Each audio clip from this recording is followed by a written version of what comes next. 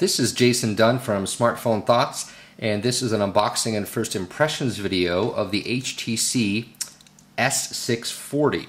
Now, this is an interesting unboxing video because this phone is only available on the Telus network. I'm Canadian, I live in Calgary, Alberta, and Telus is our only CDMA carrier here, or rather one of our only carriers. And so this particular product from HTC is a bit unique insofar as it doesn't actually, the device is not actually available on any other network as far as I know. So I'm going to crack open the box here. We'll take a look at what's inside of it. I should point out that this device is essentially the successor on some level to the T-Mobile Dash or the Excalibur, the Cavalier, that sort of generation of device. So maybe I'll show you what I'm sort of comparing it to. So this here is my T-Mobile Dash. Now this, in my opinion, is probably the single best Windows Mobile smartphone ever made for Windows Mobile standard devices. It's a fantastic device. It has a great keyboard. It's incredibly slim, very durable. It's got a decent screen. All around, it's just a really, really great device. But unfortunately, HTC hasn't really made a newer version of this that works on the GSM network. What they did do, however, was create a device for Telus, and that's what the HTC S640 was. So we'll just sort of flip open the box here, and we'll take a look at it.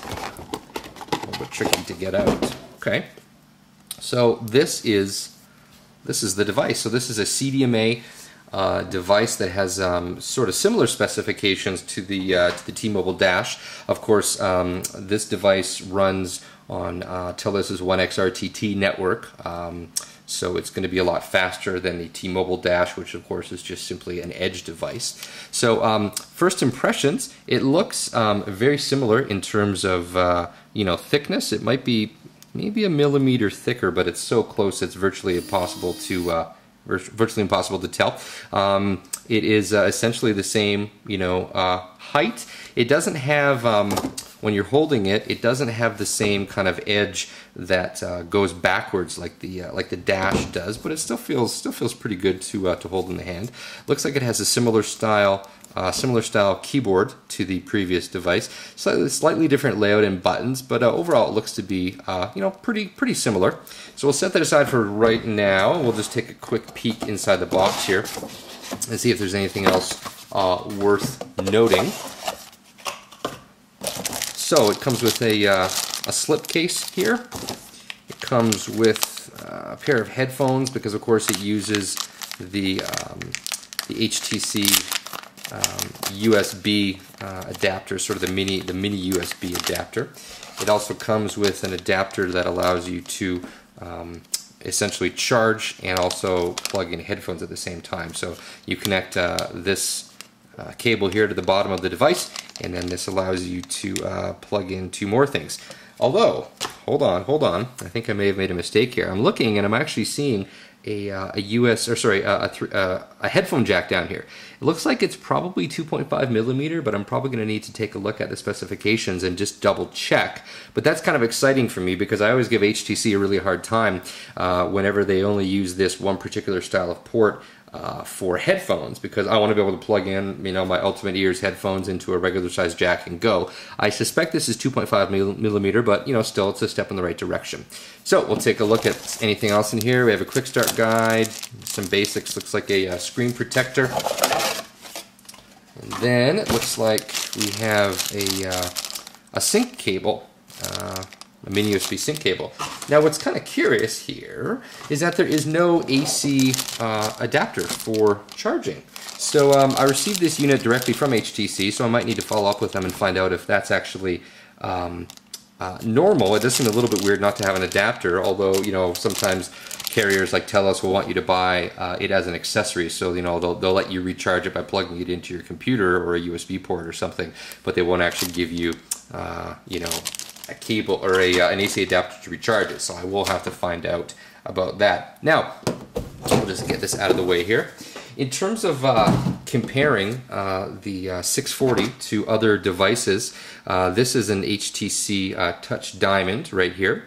The HTC Touch Diamond is a fair bit smaller overall.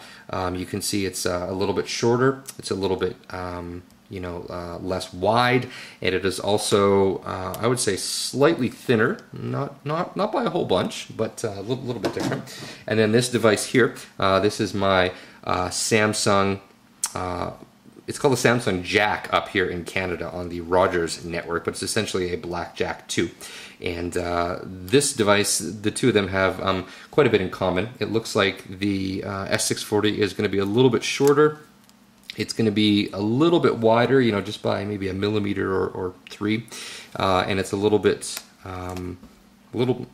shorter. But they're very similar in size. All right, so what I'm going to do now is I'm going to pause the video for a second. I'm going to power the device up, and we'll take a look at what the software and interface is like. All right, and we're back. So I've had a bit of a chance to look into a couple of little issues. The first one with the AC adapter is that, yeah, there should have been an AC adapter in the box. It was just simply left out when the product was shipped to me. So if you do get this phone from Telus, it will come with an AC adapter. The jack on the bottom, that is actually a 2.5 millimeter headphone jack. So it's not a 3.5 millimeter headphone jack, so it's not as useful as it could be, but at least you can get I think you can get smaller adapters for 2.5 to 3.5 millimeter headphone adapters than you can if you have to use the mini USB port. Now I've got the phone booted up here, as you can see. It's got a 320 by 240 resolution screen, 64,000 colors, so pretty standard for most Windows Mobile devices. It has a rechargeable lithium-ion battery. I think when I checked, actually I think I can pop this off without disrupting it. Yeah, it's a 1200 milliamp battery, so that's actually a nice bump up from the 900 milliamp or so battery that most of these other phones will have. So I just need to actually unlock it here, because apparently when you take off the back of the battery, it locks it. So the phone does have built-in Wi-Fi as well. It has, it's like I said, it's a 1X EVDO phone. It says on the webpage that it is Rev A capable, but that's with a software update that is still not out at the moment. It weighs about 120 grams, and it is 14.2 millimeters thick, so it's fairly thin. It has laptop internet access through the phone, so basically you can use it for tethering on the Telus network. In terms of storage, it comes with 171 megabytes of storage, at least that's what the software reports, and there's about 166 megabytes of that storage free on the phone when you first boot it up, so you can use that to install applications. It comes with 64 megs of RAM, but only about 22 megabytes of that memory is actually free when you boot up the phone. So 22 megs of RAM can be eaten up pretty quickly, but the smartphone Windows Mobile standard operating system is quite good at dealing with memory, so I haven't run into a whole lot of issues in terms of running out of RAM. And it does support micro SD cards, so I'll just see if I can pop this open here. It's a little bit tricky to get open. Okay, so this little slot right here, this is a micro SD card slot. The Telus webpage specified it can use up to 4 gigabyte cards, but I actually put my 8 gigabyte micro SD card in here, courtesy of SanDisk, and it reported that there was 7.6 gigabytes of storage free. So it does support SDHC cards, which means theoretically, as they release higher and higher capacity cards, you should be able to support should be able to use pretty much any of those cards. It comes with a camera as well. I believe it's a 2 megapixel camera. I'll just verify that a little bit later on, because I don't have the specs in front of me here, but it's a 2 megapixel camera. And then on the side here they actually have a jog wheel. Let me see if I can get back to a screen. So on the left hand side here they actually have a jog wheel, sort of like what you might see on a BlackBerry. This is a big improvement, because the original, the T-Mobile Dash, or the the Excalibur or Cavalier devices, they actually had this little touch strip, and the touch strip frankly was pretty irritating to use and didn't really work all that well. So it's actually great that they use this little scroll wheel here. And then this button here, I'm actually not 100% sure what this button does. I'll probably have to look it up. Oh, okay, it's actually a voice tag. There we go. So you press this button here, and you can use it for voice activation software. Other than that, all the buttons on here are pretty standard. You have your power button here. You have the home and back button, you know, start a call, end a call, and then the 2 soft keys.